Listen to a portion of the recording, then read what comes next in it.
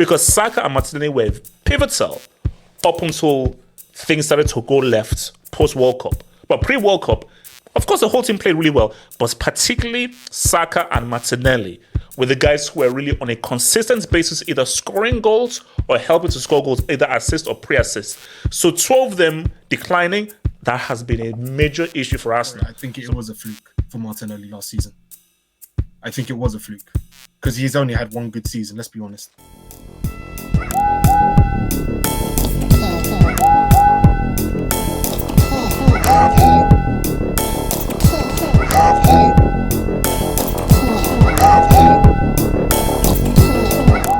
So in my view here, and before I go to Abdallah, I don't know what happened to Martinelli. I was a fan. Like, guys, let's keep it real. Martinelli was good last season because I thought he was effective in terms of how he was finding space and how much of an attacking threat he was. That West Ham game when Saka missed a penalty, was that after the World Cup? Yes. I feel that Saka leading up to that missed penalty, there has just been a bit of a, oh, whoa. And you know what I always said for Arteta? Arteta, he's young. Bench him. Because just bad game after bad game after ineffective game after ineffective game, and say, bro, protect this young dude. For a 28-year-old, let them play through it because they have the experience. He doesn't have the experience and he's in a title race right now. And these bad performances, penalty misses, it can deeply affect him based on how much he knows the fans really want this title that is almost in their grasp, but it's slipping away, and he is somehow indirectly the cause of this. So I was like, that was bad playing him. And I'm looking for Saka right now, is that he's very predictable. Like, you know exactly what he's going to do. Martinelli, I don't even know what he's on, bro, because this guy just plays like he doesn't have a brain.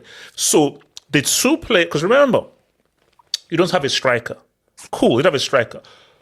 But if your wide men can say what's up, we're all good. The issue right now is you don't have a striker, and your two wide men, they have regressed since last season. That's a serious problem. Because right now, when I'm now looking at the front three, there is no member of that front three who is on their game. Trossard is on his game, but specifically because Saka and Martinelli were pivotal up until things started to go left post-World Cup. But pre-World Cup, of course, the whole team played really well, but particularly Saka and Martinelli were the guys who were really on a consistent basis, either scoring goals or helping to score goals, either assist or pre-assist. So 12 of them declining, that has been a major issue for Arsenal. So Abdallah, Saka and Martinelli, what's been the issue with these guys? The thing is with Saka, he's burnt out. Majority of the blame is on Arteta for not getting a replacement and managing him better. I would give tiny bit of blame with Saka and telling him, you need to man up and tell Arteta, I can't play week in, week out. If you want to get the best out of me, you have to manage me a bit better. Players won't do that, though. Players always want to play. Yeah, of course. Players always want to play. Because footballers are cowards. They won't stand up and... No. I didn't say that. I said, no, it's not about being cowardly. Players just want to play. They always want to play. So it now takes the manager to now say, yo, step away. But hold on. Especially if you're young, if you're young and you are like an Arsenal through and through, and you are in the midst of potentially winning Arsenal title in some years, fatigue doesn't come into play. You want to always play. So it now takes the manager to say, yo, I know you want to play and everything, chill, rest. Okay, chill. Because I think you are right. I think he's burnt out. And he's played far too much, but specifically, when he was out of form after the World Cup, Arteta kept playing him, and that was a bozo move. That's where the lack of inexperience and the lack of management skills from Arteta is kind of costing them. Because if he managed them a bit better and knew when to play him in, maybe not in the not so important Premier League games, maybe he won't be such inconsistent this season. So I don't know what's wrong with Martinelli because he has competition with Trossard. So I don't really understand what's going with Martinelli. I understand with Saka, he kind of has an excuse. I don't see any excuses with Martinelli in my opinion because he has competition on that side. Okay, so do you? is it fair to say that okay, Martinelli is truly a fraud, and last season was a fluke, or he's just in I think bad last form? season. I'm sorry. I think it was a fluke for Martinelli last season. I think it was a fluke because he's only had one good season. Let's be honest. That was only his one good season. Because I don't remember him being this good. I remember Saka always being good pandemic.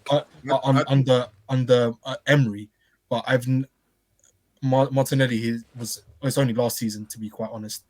And the thing is about Jesus as well. I'll tell you this about because I'm talking about the front line in general.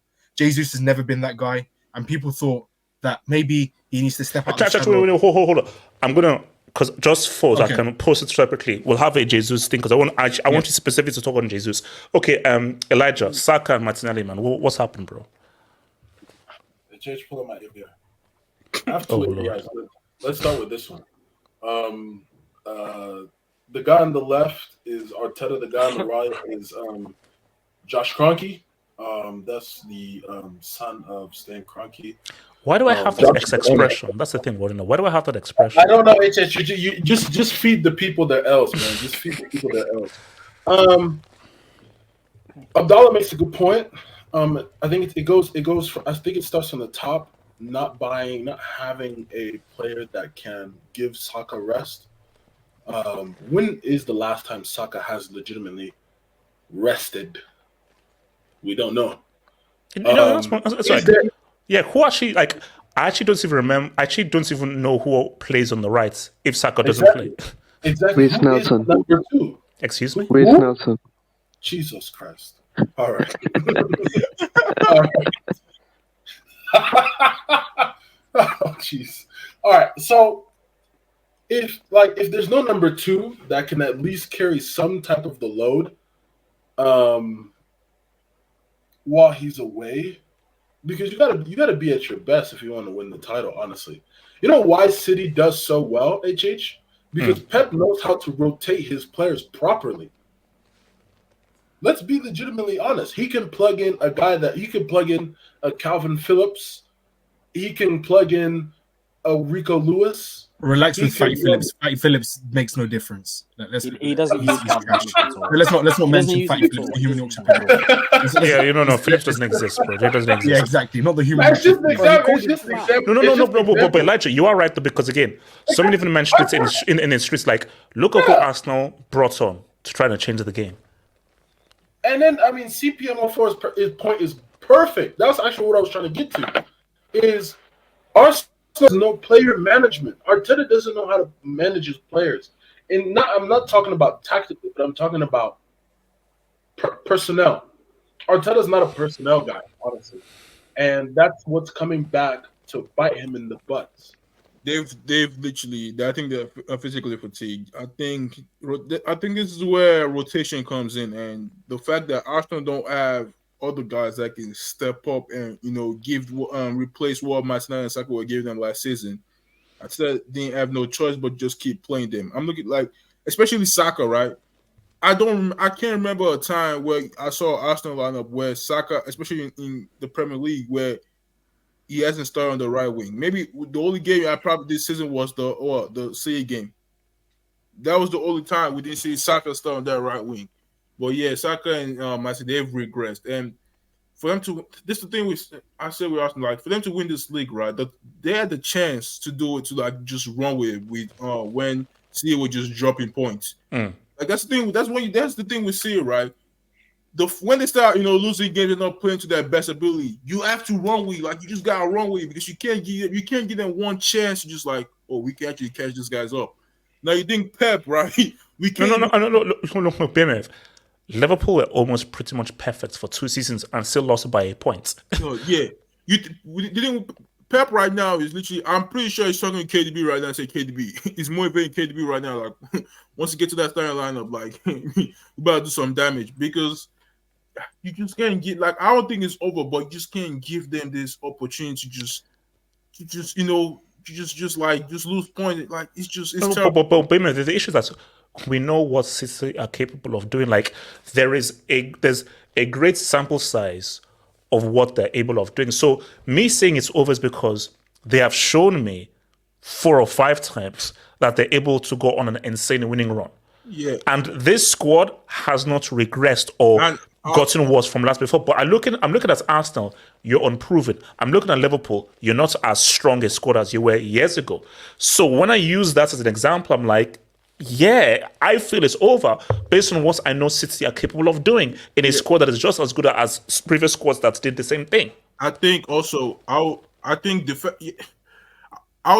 think the Arsenal, that front line have not clicked at all throughout this whole season. Like that attack has been terrible. No, Also, but that's why I asked Saka and Martinelli. Like what? So you're saying for both of them, because I think Abdallah said that Martinelli is a flash in the pan, but Saka is his burnt out. So you're saying they're both burnt out. yeah, they're both burnt out.